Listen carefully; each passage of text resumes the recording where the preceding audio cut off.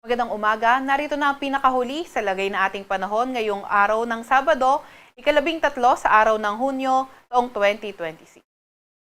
Narito ang ating pinakahuling satellite image kung saan ang easterlies o yung mainit na hangin galing karagatang Pasipiko patuloy ang epekto sa silangang bahagi ng Southern Luzon, silangang bahagi ng Visayas at silangang bahagi rin ng Mindanao. So nakita nga natin sa satellite image natin yung thunderstorm activity sa iba't ibang bahagi ng ating bansa. Sa ngayon, wala naman tayong namomonitor na low pressure area or bagyo sa loob or malapit sa ating Philippine Area of Responsibility. Para naman sa lagay ng panahon ngayong araw, simulan natin sa May Luzon. Nakikita nga natin sa Metro Manila at buong Luzon area yung partly cloudy to cloudy skies na kondisyon at mga tsansa ng mga localized thunderstorms. Gayunpaman, may mga tsansa nga tayo ng severe thunderstorms at mas mataas yung tsansa nito sa may Southern Luzon area, pati na rin sa hapon at sa gabi.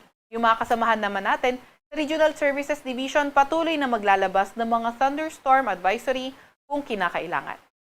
Nakikita nga rin natin yung gantong klaseng panahon ay posibleng magpatuloy sa susunod na 3 to 5 days. Agwat naman ang temperatura ngayong araw sa Metro Manila ay 25 to 33 degrees Celsius. 18 to 24 degrees Celsius sa may Baguio, 26 to 33 degrees Celsius sa may Lawag at 26 to 38 degrees Celsius naman sa may Tugigaraw. Agwat ng temperatura ngayong araw sa may Tagaytay ay 23 to 32 degrees Celsius at 26 to 34 degrees Celsius naman sa may Legazpi.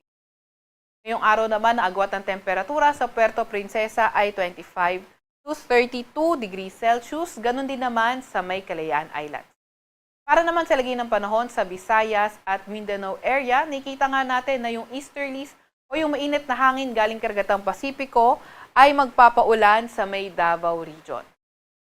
Sa Visayas and the rest of Mindanao, mas magandang panahon yung inaasahan natin at may mga tsansa pa rin ng mga localized thunderstorms. Kagaya nga sa Southern Luzon, posible pa rin ang severe thunderstorm sa may Visayas at Mindanao area lalo na tuwing hapon at gabi. So yung gantong panahon, pwede nga ring mag-last in the next 3 to 5 days pero dahil may kahabaan nga yung span of time na yan, ay posible pa rin itong magbago. Kaya patuloy pa rin tayo mag-antabay sa mga ilalabas na update ng Pag-asa.